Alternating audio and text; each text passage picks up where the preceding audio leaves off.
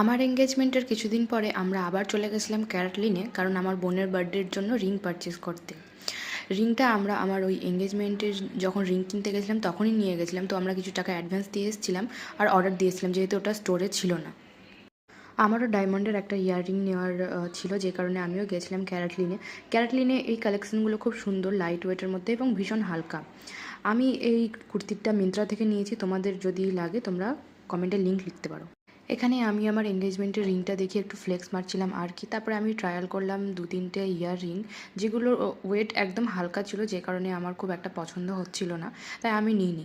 আর এটা ছিল আমার বোনের রিং, যেটা স্টোরে চলে এসেছিলো, আর আমরা এটাই পারচেস করতে গেছিলাম। তারপরে বিলিং করে আমরা ওখান থেকে বেরিয়ে গেছিলাম। ক্যারাটলিন থেকে বেরোনোর পর আমরা চলে এসেছিলাম প্যান্টালুন্সের সামনে মোমো খেতে।